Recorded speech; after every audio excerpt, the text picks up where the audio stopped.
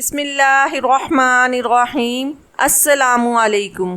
ہر سال کی طرح اس سال بھی ماہ رمضان آیا تو میں نے اپنی غریب بہن کو یہی کہا کہ وہ افطاری میرے گھر ہی آ کر کرے گی۔ میری دونوں بہنوں کی شادی ہو چکی تھی، مگر میری ایک بہن کے حالات ٹھیک نہیں تھے اور اس کا گھر بھی ہمارے محلے میں ہی تھا، اس لیے میں اکثر اسے بلا لیا کرتا تھا۔ اور آج میری بہن ہمارے گھر آئی ہوئی تھی اور جس بات کا ڈر تھا وہی ہو گیا تھا۔ میں پچھلے 1 گھنٹے سے اپنی بہن کے شکوے سن رہا تھا۔ وہ روتے ہوئے بار بار میرے سامنے اپنی چھوٹی بیٹی کا چہرہ کر رہی تھی، جس کے گال پر ایک لمبی خروچ کا نشان تھا۔ وہ روتے ہوئے اپنے آنسو پونچھ کر بولی، شکیل، اگر تمہاری بیوی کو میرا یہاں آنا پسند نہیں تو مجھے صاف صاف بتا دو۔ میں یہی سمجھوں گی کہ ماں باپ کے مرنے کے ساتھ ہی میرا مائکہ بھی مٹی میں دفن ہو گیا۔ تمہاری بیوی نے دیکھو میری بچی کا منہ ہی نوچ دیا ہے۔ بڑی بہن کے یہ الفاظ سن کر میں تڑپ گیا تھا۔ آخر مجھ جیسے غیرت مند بھائی کو یہ کیسے گوارا تھا کہ اس کی بہنیں اس کے گھر سے روتے ہوئے جائیں۔ میں امرین باجی سے شرمندہ سا ہو کر معافی مانگنے لگا کہ یہ آپ کے بھائی کا گھر ہے اور میں نے آپ کو افطاری پر خود بلایا تھا۔ بس آج دفتر میں بہت کام تھا، میں نے دفتر میں ہی روزہ افطار کر لیا، اس لیے مجھے آنے میں دیر ہو گئی۔ مگر اب گھر آ کر اپنی بہن کے شکوے سن کر میرا سر درد سے پھٹنے لگا تھا۔ بہن کے جاتے ہی میں نے اپنی بیوی کو غصے سے آواز دی، مگر وہ میری کئی آوازوں پر بھی جب باہر نہ نکلی تو میں غصے سے کمرے کی جانب بڑھا۔ شازمین بستر پر لیٹی سو رہی تھی۔ اسے پرسکون سوتا دیکھ کر مجھے مزید غصہ آ گیا۔ اس کی وجہ سے میری بہن روتے ہوئے گھر سے گئی تھی۔ میری معصوم بھانجی کا چہرہ اس نے نوچ ڈالا تھا اور خود وہ بستر پر ہر شے سے بھی خبر سو رہی تھی۔ میں نے بغیر کچھ بھی سوچے اس کے اوپر سے کمبل کو اتارا اور اگلے ہی پل اسے بالوں سے دبوچ کر اٹھا کر بٹھا دیا۔ وہ جو نیند میں تھی اسے اچانک سے حملے پر اپنا توازن برقرار نہ رکھ سکی اور منہ کے بل فرش پر جا گری۔ اس کے لبوں سے درد سے سسکی نکلی تھی۔ وہ بکھلا کر میرا نام لیتے ہوئے کہنے لگی، کیا ہوا آپ کو؟ شازمین کا وجود بخار سے تپ رہا تھا، بخار سے آنکھیں بھی سرخ ہو رہی تھی، مگر مجھ پر تو جیسے خون سوار تھا۔ میں نے اسے بالوں سے جکڑ کر اٹھاتے ہوئے یکا بعد دیگر اس کے گالوں پر تھپڑ رسید کرنے لگا۔ اس کے ہونٹ تو فرش پر چہرہ لگنے سے پہلے ہی کٹ چکا تھا، اب تو اس کی ناک سے بھی خون بہنے لگا تھا۔ وہ ڈری سہمی ہاتھوں سے اپنا چہرہ چھپاتے ہوئے بولی کہ شکیل، میں نے کیا کر دیا جو آپ مجھے یوں مار رہے ہیں؟ مجھے اس کی حالت پر ذرا رحم نہ آیا، بلکہ اس کی معصومیت پر غصہ آیا تھا۔ پھر جو کچھ بہن نے کہا وہ سب میں نے اسے یاد کروایا تو وہ حیران رہ گئی۔ پھر میرے قدموں میں گر کر بیٹھ گئی اور روتے ہوئے بولی، شکیل، مجھ سے قسم لے لیں، میں نے جان بوجھ کر کچھ نہیں کیا تھا۔ جب میں افطاری کے لیے کھانا بنا رہی تھی تب آپ کی بھانجی ماچس اٹھا کر میرے کپڑے جلانے کی کوشش کر رہی تھی۔ اگر میں ایک بھی لمحہ ضائع کرتی تو وہ ماچس جلا دیتی۔ میں نے جلدی سے جب اس کے ہاتھ سے ماچس چھینی تبھی اس کے چہرے پر میرا ناخن غلطی سے لگ گیا تھا۔ بیوی کے منہ سے اعتراف سن کر مجھ پر تو جیسے خون ہی سوار ہو چکا تھا۔ آخر وہ ہوتی کون تھی جو میری بھانجی کو مارنے والی؟ بہنوں کی اندھی محبت مجھ پر اس قدر حاوی تھی کہ میں نے اپنی بیوی کا وہی ہاتھ پکڑا جس کے ناخن اس نے بڑھا رکھے تھے اور پھر اسے گھسیٹ کر کچن میں لے آیا۔ میں نے چولہا جلایا اور بیوی کے لمبے ناخن والے ہاتھ اس آگ پر رکھ دیا۔ وہ درد سے چیخ رہی تھی، مجھ سے رحم کی بھیک مانگ رہی تھی، مگر مجھے اس پر ذرا بھی رحم نہ آیا۔ ناخنوں کے ساتھ ساتھ اس کی انگلیاں بھی جل چکی تھیں۔ اسے درد سے تڑپتا دیکھ کر میرے دل میں اندر سے تسکین اتر آئی۔ میں اسے وہیں چھوڑ کر کمرے میں چلا آیا۔ میں نے فوراً اپنی بہن کو فون کیا اور بتایا کہ میں نے بیوی کو اس کے کیے کی سزا دے دی ہے۔ اب وہ دوبارہ آپ کے سامنے ایسا کچھ بھی کرنے کی ہمت نہیں کرے گی۔ میری بہن یہ سن کر بہت خوش ہوئی اور پھر آخر میں بولی، تم دنیا کے سب سے اچھے بھائی ہو۔ یہ تم جیسے ہی بھائی ہوتے ہیں جو اپنی بہنوں کو ماں باپ کی کمی محسوس نہیں ہونے دیتے۔ بس کبھی بیوی کی باتوں میں مت آ جانا۔ بہن کے الفاظ سن کر میرا سینہ تو جیسے فخر سے چوڑا ہو گیا تھا۔ میرے دل میں سکون سا اتر گیا اور میں بستر پر لیٹ کر سو گیا۔ ایک پل بھی مجھے اپنی بیوی کا خیال نہیں آیا جس کا وجود بخار سے تپ رہا تھا، اور میں نے کتنی بے دردی سے اسے اٹھا کر فرش پر پٹکنے کے بعد پھر تھپڑوں کی برسات کر کرتے ہوئے آخر میں اس کا ہاتھ بھی جلا دیا تھا۔ پوری رات مجھے سسکیوں کی آوازیں آتی رہیں لیکن میں سویا رہا۔ صبح سحری کے وقت جب میری آنکھ کھلی تو میں فوراً اٹھ بیٹھا۔ میں 5 وقت کا نمازی روزے دار رکھنے والا انسان تھا۔ ہمیشہ یہی کوشش کرتا تھا کہ دنیا کا کوئی کام چھوٹ جائے مگر میری نماز اور روزہ نہ چھوٹے۔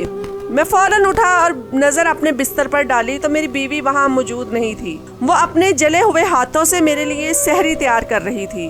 اس کا ایک ہاتھ ابھی بھی ٹھیک تھا۔ سحری کھانے کے بعد میں نے وضو کیا اور مسجد کی جانب روانہ ہو گیا۔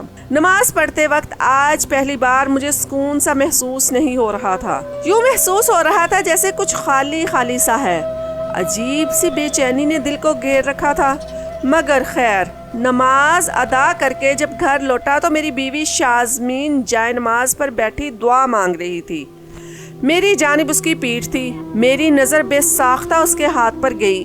ایک پل کے لیے میرے دل میں درد کی لہر سی اٹھتی ہوئی محسوس ہوئی، مگر شاید اس وقت بیوی سے زیادہ بہنوں کی محبت حاوی تھی۔ میں اسے پوری طرح نظر انداز کرتے ہوئے دفتر جانے کی تیاری کرنے لگا۔ میں نے اگلے دن پھر سے اپنی دونوں بہنوں کی دعوت رکھی اور بیوی کو خاص تاکید کی کہ اس بار ان کے لیے ان کی من پسند پکوان بنانا۔ بیوی خاموشی سے میرا ہر کہنا مانتی گئی۔ اس نے مجھ سے ایک بار بھی شکوہ نہیں کیا، بلکہ خاموشی سے میرا ہر کام سر انجام دے رہی تھی۔ اس روز میری بہنیں اپنے بچوں اور میاں سمیت میرے گھر آئیں۔ شازمین کا ہاتھ جلا ہوا تھا، اس کی طبیعت بھی خراب تھی، مگر اس کے باوجود اس نے ساری دعوت کا انتظام کیا تھا۔ شازمین نے وقت سے پہلے سارے انتظامات سنبھال لیے۔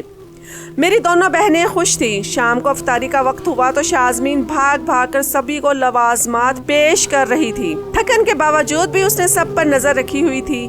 میری بہنیں کبھی اس سے کچھ مانگتی تو کبھی کسی کھانے میں نقص نکالتی۔ بہنیں کھانا کھانے میں مشغول ہوئی تو شازمین ان کے بچوں کو پاس بٹھا کر کھانا کھلانے لگی، جبکہ میں اپنی بہنوں اور بہنوئی کے ساتھ خوشگپیوں میں مصروف کھانا کھاتا رہا۔ کچھ دیر بعد وہ سبھی اپنے اپنے گھروں کو چلے گئے تو میں نے پلٹ کر دیکھا تو پورا گھر اس وقت مجھے چڑیا گھر جیسا معلوم ہو رہا تھا۔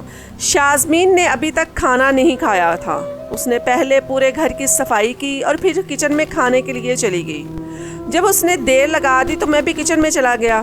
سامنے شازمین باسی روٹی سلاد کے ساتھ کھا رہی تھی، کیونکہ اس وقت دعوت میں بنائے گئے سارے پکوان میری بہنیں کھانے کے بعد اپنے ساتھ گھر لے گئی تھی۔ میں نے بیوی سے کہا کہ میں باہر سے منگوا دیتا ہوں، مگر اس نے فوراً منع کر دیا اور سلاد سے باسی روٹی کھا لی۔ مجھے اس دن کے رویے پر شرمندگی سے محسوس ہو رہی تھی۔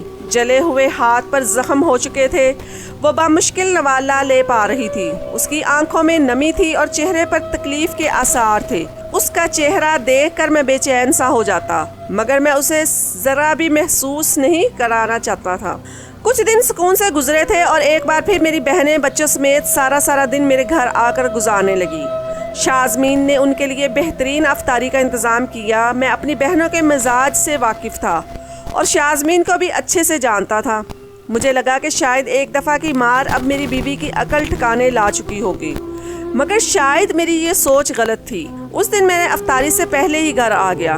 مجھے دیکھ کر میری بہنوں کے چہروں پر سنجیدگی آ گئی۔ وہ مجھے کافی پریشان لگ رہی تھی۔ میں نے ان سے وجہ پوچھی تو دونوں نے باری باری میری بیوی کی شکایتیں لگانا شروع ہو گئیں۔ شازمین نے آج پھر انہیں طنزیہ لہجے میں باتیں سنائی تھی کہ وہ منہ اٹھا کر ہمارے گھر چلی آتی ہیں، اور بچوں کو بھی جھڑکا تھا۔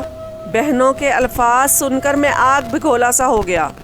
اس دن میں نے اسے اتنا پیٹا، مگر شاید اس پر ابھی تک اثر نہیں ہوا تھا۔ میرے دل میں جو مقام میری بہنوں کا تھا وہاں تک بیوی کا پہنچنا تو ناممکن سی بات تھی۔ شازمین سے مجھے کچھ خاص لگاؤ بھی نہیں تھا۔ وہ میری مرحوم ماں کی پسند کی ہوئی لڑکی تھی۔ شازمین یتیم تھی۔ اسے اس کے دادا جی نے ہی پال پوس کر بڑا کیا تھا۔ اس کے والدین ایک حادثے میں انتقال کر چکے تھے۔ 20 سال کی یہ لڑکی چہرے سے بے حد معصوم لگتی تھی، مگر جو کچھ وہ میری غیر موجودگی میں میری بہنوں کے ساتھ کر رہی تھی وہ مجھے بالکل بھی منظور نہیں تھا۔ بہنوں نے مجھے کچھ اس طرح سے بھڑکایا کہ جب وہ رات کو اپنے گھر چلی گئی تب میں نے گھر میں موجود ڈنڈا اٹھایا اور شازمین کے کمرے میں چلا گیا۔ وہ بستر پر لیٹی سو رہی تھی جب میں نے بغیر ترس کھائے ہوئے اسے ڈنڈے سے پیٹنا شروع کر دیا۔ اچانک حملے سے وہ نیند میں آنکھیں بند کیے ہوئے چلا اٹھی۔ وہ گنودگی کے عالم میں بستر سے اٹھ کر زمین پر گر گئی، مگر میں تو اس وقت ظلم کی اس انتہا پر کھڑا تھا جہاں سے تمام تر جذبات محسوس ہی نہیں ہوتے تھے۔ شازمین جب مکمل ہوش میں آئی اور مجھے خود کو مارتے ہوئے دیکھا تو میرے قدموں میں گر کر معافیاں مانگنے لگی، کہنے لگی کہ مت ماریں، آئندہ کبھی آپ کے بہنوں کے سامنے بھی نہیں جاؤں گی۔ اسے مار مار کر میرے ہاتھ تھک چکے تھے، یوں لگتا تھا جیسے میری کلائی کی ہڈی کا جوڑ ہل چکا ہے۔ نہ جانے اس نازک وجود کا کیا حال ہوگا جو مجھ جیسے تندرست مرد کے ہاتھوں پوری قوت سے کئی ڈنڈے اپنے وجود پر برداشت کر چکی تھی۔ اگلے روز بہنوں کو پتہ چلا تو وہ خوشی سے شاباش دینے لگی۔ میرے لیے تو اتنا ہی کافی تھا کہ میری بہنیں مجھ سے راضی ہیں۔ آہستہ آہستہ وقت گزرتا گیا اور میرے دل میں میری بیوی کے لیے بچی ہوئی محبت اور احساس بھی ختم ہوتا چلا گیا۔ اب وہ مجھے اس گھر میں ایک اضافی سی چیز لگنے لگی تھی، یا پھر صرف ایک ایسا وجود جس کا کام میری ذمہ داریاں اٹھانا اور میرے گھر کو سنبھالنا تھا۔ میری بہنیں ہر دوسرے دن میرے بلانے پر میرے گھر آ جاتی۔ شازمین آج بھی ان کے لیے یوں ہی اہتمام کرتی تھی، لیکن اب وہ لنگڑا کر چلنے لگی تھی۔ اس کا پاؤں بری طرح سے سوجا ہوا تھا، مگر مجھے پھر بھی اس پر غصہ آتا کہ کیسی دوگلی عورت ہے۔ وہ میرے سامنے میری بہنوں اور بھانجیوں کا اتنا خیال رکھتی ہے، ان کے منہ میں نوالے توڑ کر ڈالتی ہے، جبکہ دوسری جانب میری غیر موجودگی میں ان کے ساتھ بالکل ہی جانوروں جیسا رویہ اختیار کر لیتی ہے۔ شازمین سے میری شادی کو 2 سال بیت چکے تھے، مگر اس نے آج تک مجھ سے کوئی فرمائش نہیں کی تھی۔ مجھے تو یہ بھی نہیں یاد تھا کہ آخری دفعہ اس نے مجھے مخاطب کب کیا تھا، مگر چونکہ میری بہنیں خوش تھیں اس لیے مجھے کوئی خاص فرق نہیں پڑتا تھا۔ ایک روز جب میں دفتر سے واپس آیا تو گھر کا منظر دیکھ کر میں حیران رہ گیا۔ شازمین غصے سے میری چھوٹی بہن کو دھکا دے کر گرا چکی تھی۔ اگر میں اسے بر وقت سنبھالتا نہ تو وہ منہ کے بل زمین پر گر جاتی۔ مجھے موجود پا کر شازمین کی آنکھیں حیرت سے پھیلی تھی۔ وہیں دوسری جانب میری بہن روتے ہوئے میرے سینے سے لگ گئی اور بولی کہ دیکھا بھائی، دیکھ لے آپ نے اپنی بیوی کے کرتوت، نہ جانے اماں نے کیا دیکھ کر تمہاری شادی اس سے کروائی تھی۔ تمہارے منہ پر معصوم شریف دکھنے والی لڑکی ہمارے ساتھ یہ سلوک کرتی ہے۔ بہن کے الفاظ سننے تھے، میرے صبر کا پیمانہ لبریز ہو گیا۔ میں نے سب کے سامنے شازمین کو مارنا شروع کر دیا۔ وہ بار بار روتے ہوئے ہاتھ جوڑ کر اپنی صفائی کا ایک موقع مجھ سے مانگ رہی تھی۔ وہ بار بار اپنے پیٹ پر ہاتھ رکھ کر مجھے روک رہی تھی، اپنے پیٹ کی طرف اشارہ کر رہی تھی، مگر مجھے شدید غصہ آ گیا۔ آج سے پہلے اس نے کبھی بھی مجھے خود کو مارتے ہوئے نہیں روکا تھا، مگر اب اس کا بار بار پیٹ کو بچانا مجھے بے قابو سا کر گیا۔ میں نے بغیر لحاظ کیے اس کے پیٹ پر کئی بار ڈنڈے مارے اور اسے گالی دیتے ہوئے کہا کہ اگر تم میری ماں کی لائی ہوئی لڑکی نہ ہوتی تو شاید میں کب کا تمہیں طلاق دے کر فارغ کر چکا ہوتا۔ وہ نیم بے ہوشی کی حالت میں تڑپ رہی تھی، اس کی ناک اور منہ سے خون بہہ رہا تھا۔ وہ پیٹ پر ہاتھ رکھ کر بلک بلک کر رو رہی تھی، مگر مجھے اس پر ترس بھی نہ آیا۔ میں اسے یوں ہی تڑپتا چھوڑ کر پاؤں کی ٹھوکر مارتا بہن کو لے کر کمرے میں چلا آیا۔ میری چھوٹی بھانجی وہیں کونے میں بیٹھی تھی۔ شازمین نیم بے ہوشی میں کراہتے ہوئے پانی مانگنے لگی، مگر میں اسے نظر انداز کرتا اپنی بہن کے آنسو پونجنے میں مصروف تھا۔ میں نے بہن سے صاف صاف کہہ دیا کہ مجھے اب شازمین سے کوئی لگاؤ باقی نہیں رہا، اس کا مقام صرف اس گھر میں ایک نوکرانی کا ہے۔ آپ جلد سے جلد میرے لیے کوئی لڑکی ڈھونڈیں، میں دوسری شادی کرنا چاہتا ہوں۔ میری بہنوں کو تو شاید اسی کا انتظار تھا، وہ تو چہک اٹھی۔ شازمین درد سے بمشکل اپنے کمرے تک پہنچی تھی۔ نہ جانے میرا دل بھی کیسا پتھر ہو چکا تھا کہ مجھے بیوی کو اس حالت میں دیکھ کر بھی اس پر ترس نہیں آیا۔ میری بہنیں میرے لیے رشتہ دیکھ رہی تھی اور شازمین کو جلانے کی خاطر جان بوجھ کر اس کے سامنے میری دوسری شادی کی بات کرتی تھی۔ پہلے تو شازمین نے نوٹ نہیں کیا، مگر ایک روز جب باقاعدہ میری بہن ایک لڑکی کو مجھ سے ملوانے کی خاطر گھر لے آئی تو شازمین کا چہرہ دیکھنے لائق تھا۔ وہ لڑکی میری باجی کی دوست تھی اور انتہائی ماڈرن اور خوبصورت سی لڑکی تھی، مگر اس بات میں بھی کوئی شک نہیں تھا کہ میری بیوی اس سے بھی زیادہ حسین تھی۔ مگر اب تو مجھے اس کے چہرے کی جانب دیکھنا بھی پسند نہیں تھا۔ جگہ جگہ نیل اور زخم کے نشان تھے، بکھرے بال اور ہر وقت آنکھوں میں آنسو۔ یہ سب دیکھ دیکھ کر میرا دماغ خراب ہو چکا تھا۔ میری بڑی بہن شازمین کے کمرے میں گئی اور پھر اسے میرا رشتہ پکا ہونے کی خبر سنانے لگی۔ اتنا سننا تھا کہ شازمین بھوکھی شیرنی کی مانند بڑی باجی کا گلا پکڑ کر چلاتے ہوئے بولی کہ خبردار، میں آپ کا ہر ظلم برداشت کر لوں گی، مگر مجھ سے میرے شوہر کو نہیں چھیننے دوں گی۔ شکیل صرف اور صرف میرا ہے، میں اسے کسی اور کا نہیں ہونے دوں گی۔ باجی کا گلا پکڑے دیکھ کر اس پر مجھے اپنی بیوی کے الفاظ اور جذبات نظر نہیں آئے، بلکہ اپنی باجی کے ساتھ اس کی جانے والی بد کلامی اور بدتمیزی نظر آئی تھی۔ میں نے اس روز شازمین کو اتنا مارا کہ میرا اپنا وجود کانپنے لگا۔ اس کا سر کئی بار دیوار سے پٹھا تھا، یہاں تک کہ دیوار بھی اس کے خون سے رنگ گئی تھی۔ میں نے اسے پوری قوت سے اپنے پیروں تلے کچلنے کی کوشش کی۔ اس کی پسلیاں ٹوٹ کر کئی ٹکڑے ہوئی تھی۔ اب تو مجھے اس درد سے چیخنے کی آوازیں بھی آنا بند ہو چکی تھی۔ میری بہنیں تو تبھی ہی اپنے گھروں کو چلی گئی جب میں نے اپنی بیوی کو مارنا شروع کیا تھا۔ شازمین بے ہوش ہو چکی تھی، وہ بے سود سی زمین پر پڑی تھی۔ نفرت اس قدر بڑھ چکی تھی کہ اس کے وجود سے اب مجھے گھن آنے لگی۔ آخر اس لڑکی کی اوقات ہی کیا تھی جو میری بہنوں کے گریبان تک آتی؟ میں نے اسے بالوں سے پکڑ کر گھسیٹا اور گھر سے باہر نکال کر پھینک دیا۔ غصہ اس قدر شدید تھا کہ سکون کہیں میسر نہ تھا۔ میں نے ٹھنڈے پانی کو دماغ پر ڈالا اور کمرے میں آ کر بستر پر گرتے ہوئے لمبی لمبی سانسیں لینے لگا۔ تبھی میری نظر تکیے کے نیچے سے جھلکتی ہوئی ڈائری پر پڑی۔ میں اٹھ کر بیٹھا اور ڈائری کا پہلا صفحہ کھولا۔ اس پر انتہائی خوبصورت طریقے سے شازمین شکیل لکھا ہوا تھا۔ میرا دل چاہا کہ میں اس ڈائری کو 100 حصوں میں تقسیم کر دوں۔ میں نے حقارت سے وہ صفحے نکالنا شروع کر دیے۔ اچانک ایک صفحے کی چند سطروں پر میری نظر رکی۔ وہاں لکھا تھا کہ کاش شکیل آپ مجھے بتانے کا ایک موقع دیتے۔ آج ہماری زندگی کا سب سے انمول دن تھا۔ آپ پاپا بننے والے تھے، مگر جانتے ہیں آپ کی بہن نے پل بھر میں ہماری سب خوشیوں پر پانی پھیر دیا۔ میں نے جب خوشی سے انہیں بتایا کہ میں ماں بننے والی ہوں تو انہوں نے میرے کردار کشی شروع کر دی، مجھے بد کردار کہنا شروع کر دیا۔ ایک عورت سب کچھ برداشت کر سکتی ہے مگر اپنے معصوم بچے پر گالی برداشت نہیں کر سکتی۔ میں بھی نہ کر سکی اور انہیں پہلی بار دھکا دیا۔ مگر شکیل آپ نے کیا کیا؟ آپ نے تو اپنے ہاتھوں سے اپنی خوشیوں کا قتل کر دیا، ہمارے بچے کو دنیا میں آنے سے پہلے ہی مار دیا۔ ڈائری پر لکھے یہ الفاظ پڑھ کر میرا سر چکرا کر رہ گیا۔ یہ کیسا انکشاف تھا؟ میں ڈائری کے پھاڑے ہوئے باقی صفحات بھی جوڑ کر پڑھنے لگا۔ ہر ایک لفظ میں درد تھا، ہر صفحہ مجھے ظالم اور شازمین کو مظلوم لکھا ہوا تھا۔ ہر درد اور ہر ظلم کی وجہ میں تھا اور مجھے بھڑکانے کے پیچھے صرف اور صرف میری بہنوں کا ہاتھ تھا۔ میں جیسے جیسے ڈائری پڑھتا گیا میری آنکھوں سے آنسو نکلتے گئے۔ کئی بار میرے جانے کے بعد میری بہنیں گھر آ کر میری بیوی پر حکم چلایا کرتی تھی۔ وہ یتیم تھی، اس کا کوئی وارث نہیں تھا۔ میری نظروں میں اسے برا بنانے کے لیے ہر حد پار کر چکی تھی۔ مجھ سے مزید کچھ پڑھا نہ گیا اور میں ڈائری کو وہیں بند کر کے پھوٹ پھوٹ کر رونے لگا۔ شازمین گھر سے باہر بے ہوش پڑی تھی مگر مجھ میں ہمت ہی نہ بچی کہ اس تک پہنچوں۔ کمرے سے باہر نکلا تو خون کی بدبو آنے لگی۔ دیواریں اور فرش ہر طرف اس کے وجود سے بہتا خون لگا تھا۔ میں نے جانے انجانے میں یہ کیسا گناہ کر بیٹھا تھا؟ بہنوں کی محبت میں یہ بھی بھول بیٹھا کہ وہ بھی کسی کی بہن بیٹی تھی، اسے بھی تو درد ہوتا تھا، تکلیف ہوتی ہوگی۔ لرزتے ہاتھوں سے گیٹ کھولا تو شازمین یوں ہی بے سود پڑی تھی۔ میں اسے اٹھا کر گھر لے آیا اور ہوش میں لانے لگا مگر وہ ہوش میں نہ آئی۔ میں اسے فوراً ہسپتال لے گیا۔ اسے دیکھتے ہی ڈاکٹر بولا کہ آپ نے آنے میں بہت دیر کر دی، یہ آدھا گھنٹہ پہلے ہی وفات پا چکی ہیں۔ یہ الفاظ میری زندگی کو ویران کر گئے۔ ایسا کیسے شازمین جا سکتی ہے؟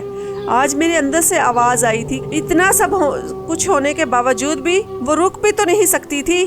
میری بہنیں شازمین کی میت کے پاس بیٹھ کر دھاڑے مار مار کر رو رہی تھی۔ کچھ دیر بعد شازمین کے جنازے کو کندھا دے کر قبرستان تک بھی لے آیا۔ اس کی قبر پر آخری بار لرزتے ہاتھوں سے میں نے مٹی ڈالی۔ ایک ہی دن میں میری دنیا اجڑ چکی تھی۔ گھر آیا تو بہنیں بیٹھی تھیں۔ اسی پل دونوں بہنوں سے اپنے تمام تر رشتے توڑ کر گھر سے نکال دیا۔ اب تو میری بیوی کو بھی برا بھلا کہہ رہی تھی، بس دنیا والوں کے سامنے آنسو بہا رہی تھی۔ وراثت میں ان کا جو حصہ تھا سب کچھ دے کر لا تعلق ہو گیا۔ مجھے ایک پل بھی سکون نہیں ملتا تھا۔ میں پولیس اسٹیشن گیا اور اپنا جرم کا اقرار کیا کہ میں نے اپنی بیوی کو مارا ہے۔ عدالت نے مجھے عمر بھر کے لیے قید کی سزا سنا دی۔